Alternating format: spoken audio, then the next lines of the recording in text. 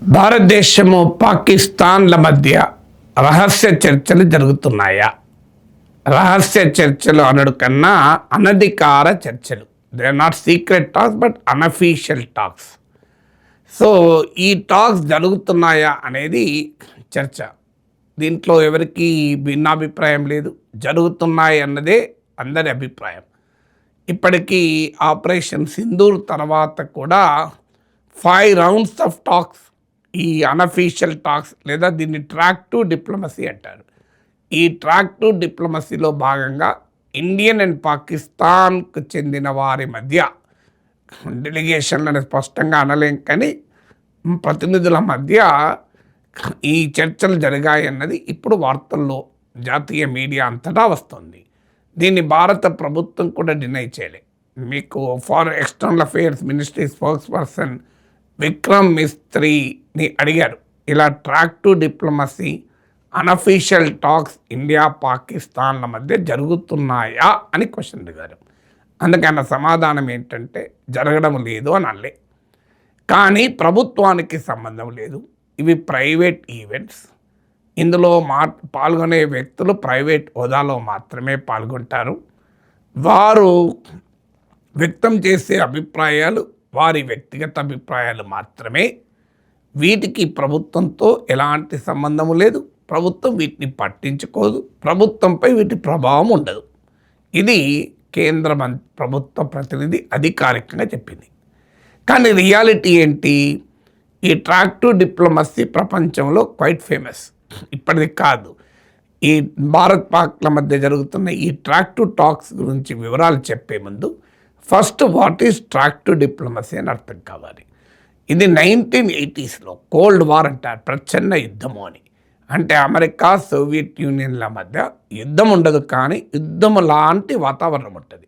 దాన్నే cold war అంటారు geo political లాంగ్వేజ్లో. ఈ కోల్డ్ వార్ పీరియడ్లో జోసెఫ్ మాంట్వెలీ అనే అమెరికన్ డిప్లొమాట్ ఈ ట్రాక్ టు డిప్లొమసీ అనే కాన్సెప్ట్ను ముందుగా ప్రవేశపెట్టారు. ఈ ట్రాక్ టు డిప్లొమసీ ఎందుకు అంటే ట్రాక్ 1 డిప్లొమసీ ఏంటో అర్థం అయితే ట్రాక్ 2 డిప్లొమసీ అర్థమవుతుంది.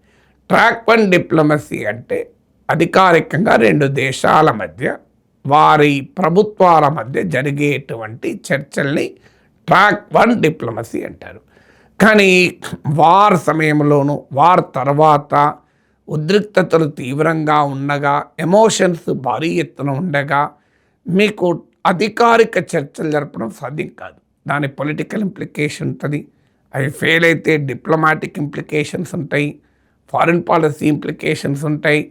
సో ఈ ప్రాసెస్ చాలా పొలిటికల్లీ కూడా టాక్సింగ్ ఉంటుంది ఏ ప్రభుత్వానికైనా. ఇప్పుడు ఉదాహరణకు పహల్గామ్ దాడులు జరిగాక ఆపరేషన్ సింధూర్ తర్వాత భారత ప్రభుత్వం పాకిస్తాన్తో చర్చలు జరుపుతా అంటే ప్రజలు అంగీకరిస్తారా?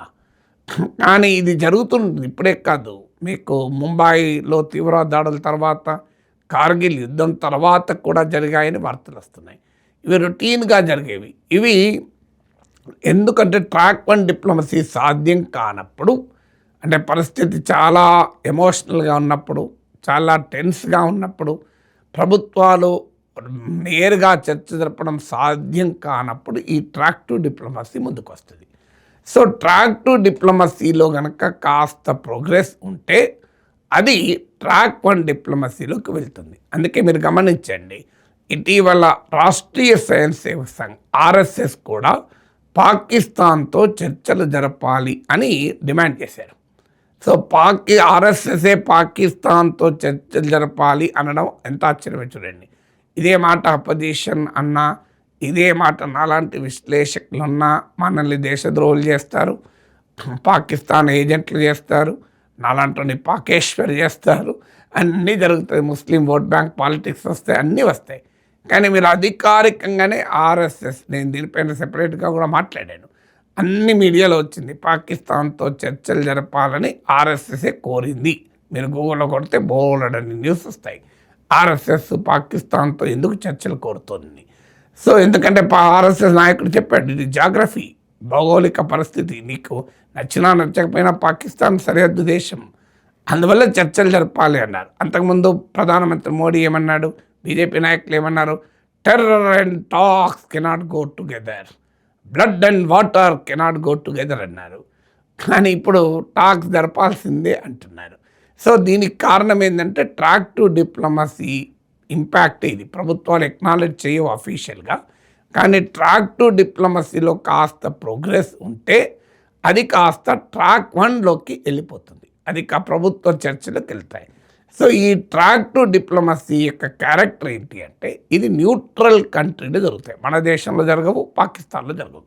ఇప్పుడు మీకు ఉదాహరణకు పహల్గామ్ దాడుల తర్వాత ఆపరేషన్ సింధూర్ తర్వాత జరిగిన Bharat Pak track to talks శ్రీలంకలో జరిగాయి, ఇటీవల కొలంబో బ్యాంకాక్లో జరిగాయి.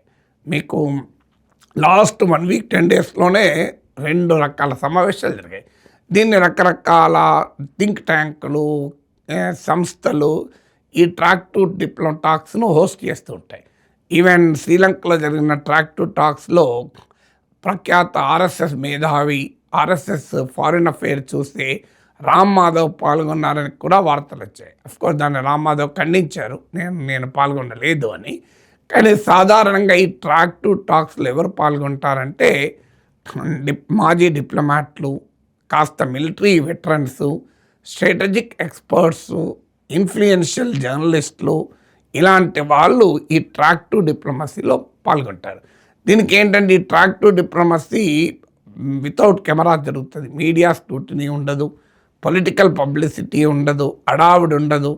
ఇది ఒక రకంగా రహస్యంగా బిహైండ్ ద కెమెరా జరుగుతాయి కనుక ఓపెన్గా మాట్లాడుకుంటారు, లోతుగా మాట్లాడుకుంటారు. ఎందుకంటే ఎవరికి ఇంప్లికేషన్ ఏముండదు. అక్కడ పాల్గొన్న వారికి ఈ టాక్స్ వల్ల ఎలాంటి ప్రభావం ఉండదు. వాళ్ళకేం పాలిటిక్స్లో వాళ్ళకేం ఓట్లు పోయేది లేదు, వాళ్ళని ప్రజలు ఏమనుకునేది లేదు. వాళ్ళు ఇండివిజువల్ హోదాలోనే మాట్లాడతారు కనుక ఆ ప్రాబ్లం ఏమీ ఉండదు. Foreign policy experts, strategic experts, diplomats, మాజీ డిప్లొమాట్లు, వెటరన్స్, ఇలాంటి వాళ్ళ మధ్య ఈ టాక్స్ నడుస్తూనే ఉంటాయి. ఈ టాక్స్లో కాస్త ప్రోగ్రెస్ వచ్చిందనుకోండి, మళ్ళీ అది ప్రభుత్వాల మధ్య టాక్స్గా రూపాంతరం చెందుతుంది. అందుకే ఇండియా పాక్ల మధ్య కూడా ఈ ట్రాక్ టు డిప్లొమసీ జరుగుతున్నది అనేది ఇప్పుడు మీడియాలో వస్తున్న వార్తలు. అయితే ఈ ట్రాక్ టు డిప్లొమసీ ప్రతి సందర్భంలోనూ రిజల్ట్ ఇవ్వాలని ఏమీ లేదు. ఎందుకంటే ఈ ట్రాక్ టు డిప్లొమసీని డైరెక్ట్గా ప్రభుత్వాలు ఏమీ కోఆర్డినేట్ చేయవు. కానీ మీకు ప్రభుత్వాల నిర్ణయాలను ప్రభావితం చేయాలన్న రూల్ ఏమీ లేదు. ఒక రకంగా చెప్పాలంటే track two diplomacy ice breaking అంటారు. అంటే ఒక గ్రౌండ్ వర్క్ను క్రియేట్ చేస్తాయి. మరీ ముఖ్యంగా ఇప్పుడున్న పరిస్థితులు, ఇప్పుడు ఇండియా పాక్ల మధ్య చర్చలకు అవకాశమే లేని పరిస్థితి. ఆర్ఎస్ఎస్ కనుక ధైర్యంగా అడగగలిగింది, ఎందుకంటే ఆర్ఎస్ఎస్ను పాకిస్తాన్ ఏజెంట్లను ఎవరు అనలేరు కనుక. కానీ వేరే వాళ్ళైతే అడగడం కూడా కష్టం, ఎందుకంటే ప్రజల్లో ఆ రకమైన భావోద్వేగాలు ఉంటాయి కనుక. సో అందువల్ల మీకు ఇప్పుడున్న సిచ్యువేషన్ పహల్గామ్ దాడుల తర్వాత, ఇండియా పాకిస్తాన్ ఆపరేషన్ సింధూర్ తర్వాత అసలు ఇది 2 దేశాల ప్రభుత్వాలు కూర్చొని మాట్లాడుకునే వాతావరణమే లేదు. ఇద్దరి మధ్య కాన్ఫిడెన్స్ బిల్డింగే లేదు. సో 2 దేశాల డిమాండ్ల మధ్య కూడా చాలా వ్యత్యాసం ఉంది. ఇప్పుడు ఇండస్ వాటర్ ట్రీటే ఉంది, మనం ఆపేశాము. పాకిస్తాన్ వాడు దానిపైన అనుయుద్ధమే, న్యూక్లియర్ వారే చేస్తా అంటూ మాట్లాడుతున్నాడు. సో పాకిస్తాన్ టెర్రరిజాన్ని ఆపకుండా ఇండియా పాక్ల మధ్య మీనింగ్ఫుల్ టాక్స్ సాధ్యమూ కాదు. మీనింగ్ఫుల్ టాక్స్ ఆధారంగా ఏ అగ్రిమెంట్ సాధ్యం కాదు. అలాగే కశ్మీర్ పైన పాకిస్తాన్ వైఖరి మారకుండా సాధ్యం కాదు. అందువల్ల 2 దేశాల సంబంధాలలో ఉన్నటువంటి తీవ్రత రీత్యా ట్రాక్ 1 టాక్స్ ప్రభుత్వాల మధ్య చర్చలు జరిగే వాతావరణం లేనప్పుడు ఈ ట్రాక్ టు డిప్లొమసీ మీకు ఉపయోగపడుతుంది. ఇది రిజల్ట్ ఇస్తుందా లేదా తెలియదు, కానీ కాస్త వాతావరణాన్ని చల్లబరిచి కొద్ది చర్చలకు అవకాశమైన అనుకూలమైన పరిస్థితులను క్రియేట్ చేస్తుంది. అందుకే అప్పటిదాకా ట్రాక్ 1లోకి వచ్చేంత వరకు ప్రభుత్వాలు వీటిని ఎక్నాలెడ్జ్ చేయవు. ప్రభుత్వాలు మాకు సంబంధం లేదని చెప్తుంటాయి. అఫ్కోర్స్ విక్రమ్ మిస్త్రీ కేంద్ర ప్రభుత్వ ప్రతినిధి జరగలేదు అని అనలేదు, ఎందుకంటే మీడియాలో అంతటా వచ్చింది కనుక ఈ టాక్ జరుగుతున్నాయని ఈ డి నాట్ డినై. కానీ ప్రభుత్వానికి సంబంధం లేదని మాత్రమే క్లారిఫై చేశారు.